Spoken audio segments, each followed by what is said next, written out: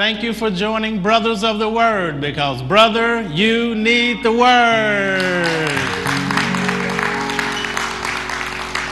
We welcome all of you joining us by television and those of you joining us at airjesus.com. Thank you for tuning in today. We love you and appreciate you so much.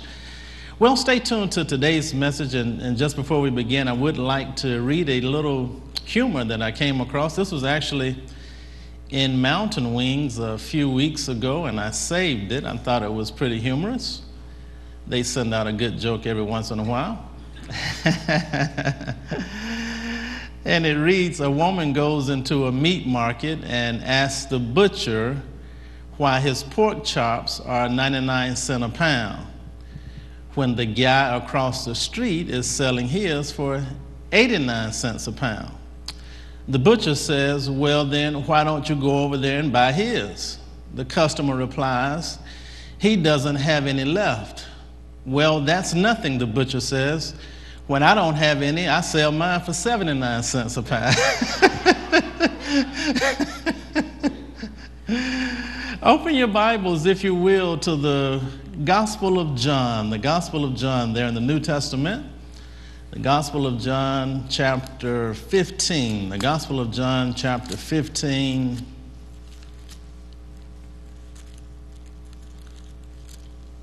And we'll read verses 9 through 11. The Gospel of John, chapter 15, verses 9 through 11. And let's read together there in unison. When you get there, say amen. John chapter 15, verses 9 through 11. Let's read there in unison.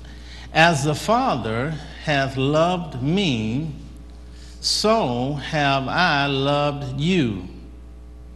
Continue ye in my love. If ye keep my commandments, ye shall abide in my love, even as I have kept my Father's commandments and abide in his love. These things have I spoken unto you, that my joy might remain in you, and that your joy might be full. And I like that verse 11 in the Amplified Bible. It reads, I have told you these things that my joy and delight may be in you, and your joy and gladness may be of full measure and complete and overflowing. And I just want to use as a subject today, choose to be happy. Choose to be happy. Turn to your neighbor and say, choose to be happy. Choose to be happy. You know, happiness is a choice. It's a choice. It's a decision that we make. Happiness is based on an act of our will, and it's not based on our emotions. So it's an act of our will. It's a decision. It's a choice that we make. When you get up in the morning, you can choose to be happy and enjoy the day, or you can choose to be unhappy and be miserable before the day. It's a choice. We make that choice every morning when we wake up. I like something that Proverbs chapter 15, verse 13 says about this. It says, a cheerful heart brings a smile to your face. A sad heart makes it hard to get through the day. See, you know, it messes up your whole day when you're unhappy. Proverbs 15:15 says, a miserable heart means a miserable life. A cheerful heart fills the day with song. So we make a choice. We make a decision. It's an act of our will, not based on how you feel or what's going on in your life. You make a choice. You choose to be happy. You make a decision to be happy. And I just want you to know, life is too short to be unhappy. Life is too short to go through life angry and upset and bitter and, you know, just groaning and griping and, your lip dragging the ground and your face like looking like a prune. And, you know, life is just too short for that. There was a little girl, she was in the country, and she opened up the barn, and there was an old, long-eared, sad-faced, droopy-eyed mule. And the little girl looked at her and she said, "Mr. Mule, you look like you go to my grandmama's church." No, life is too short to be unhappy. We shouldn't look like that mule. We should be happy. We should enjoy life and not look like we've been sucking on a lemon.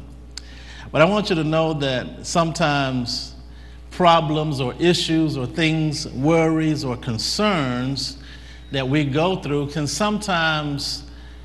they can simply overtake our thoughts, our thinking. They can consume us. And when that happens to us, it really drains all of the enjoyment out of life. I mean, your life can be drained of its enjoyment simply based on what you're thinking about. If you're carrying a lot of care and concern and worry, it'll rob your joy and happiness. It'll fill your life with dread and misery, with gloom and doom. I mean, it paralyzes you. It sucks the life out of you. It robs you of creativity, and it leads to depression. It leads to sickness.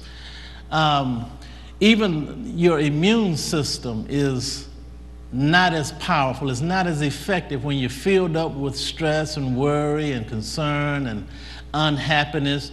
I read one piece of research that said that your body has cells that kill cancer cells, but when you're stressed out and full of anxiety and care, that those cells are not as strong as somebody who's happy.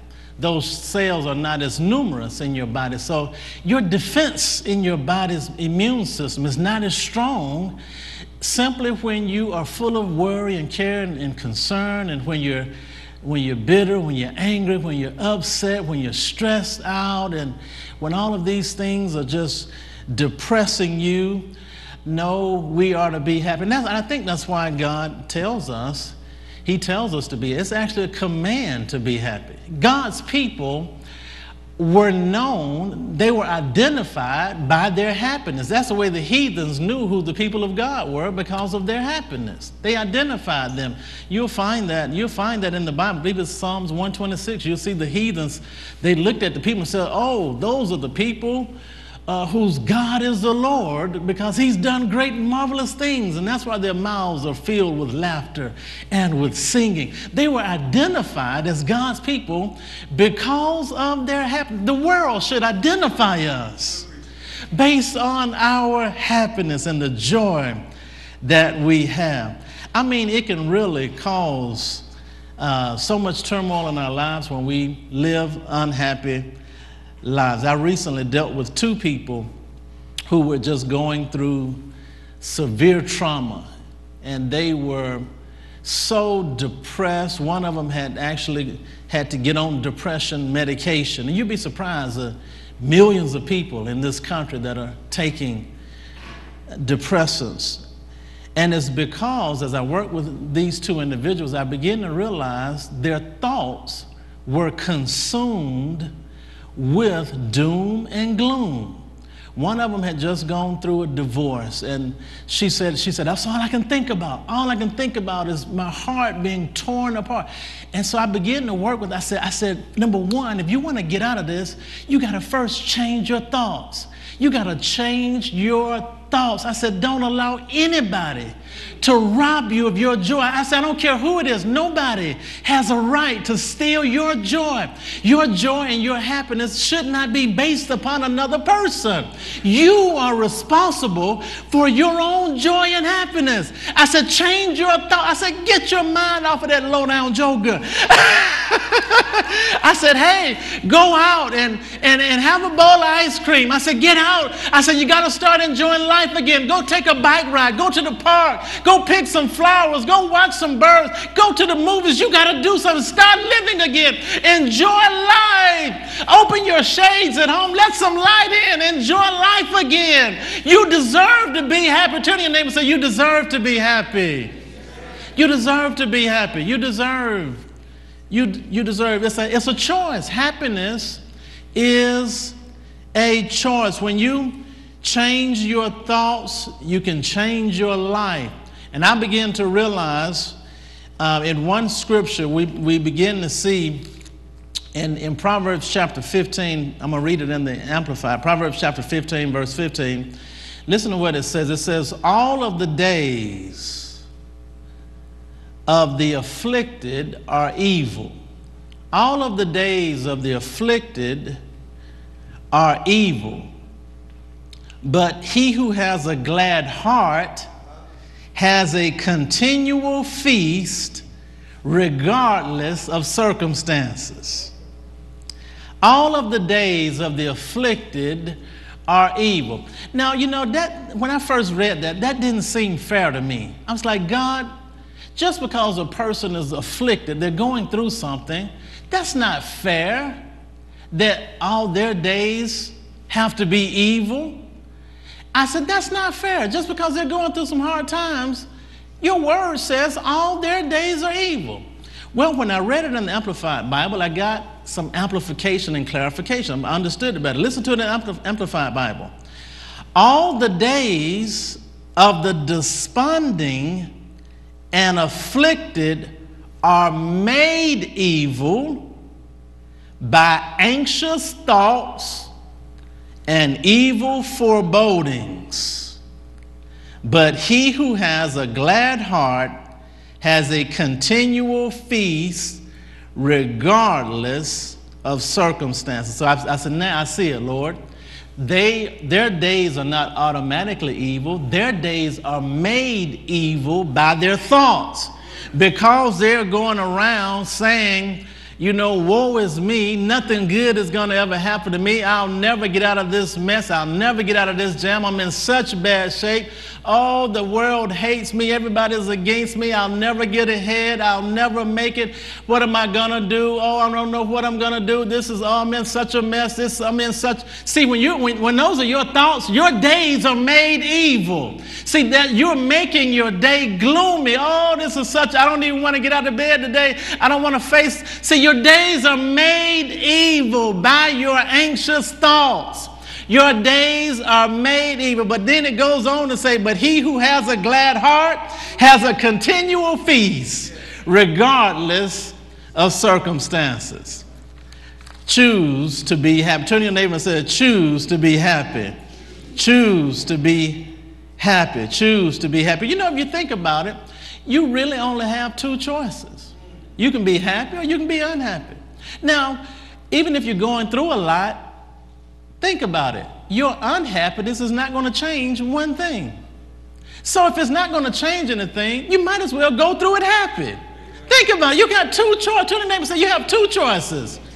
You have two choices. You can be happy or you can be unhappy.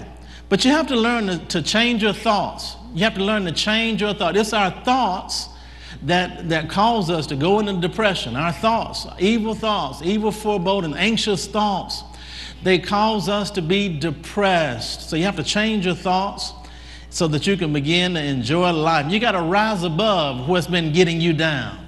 You have to rise above what's been getting you down. You have to get over being under. Let me say that again. You have to get over being under. You have to choose to be happy. You got to let it go. You got to let some things, you got to let hurts go, offenses go. You got to let problems go. Anything that's stressing you out and worrying you to death, you got to get over those things. You can't let those things torment your thinking in your mind, because you'll never be happy when you're thinking those type of thoughts. You got to quit fretting and quit worrying. And I mean, you gotta get out and enjoy it. You know, you gotta just get out and make yourself be happy. You gotta enjoy. Hallelujah. Brothers of the word, when the voice of God is heard, brothers of the word, there's a word from God for everyone. Brothers of the word, because brother, you need the word. Brothers of the word. Brothers of the word, where the voice of God is heard. Brothers of the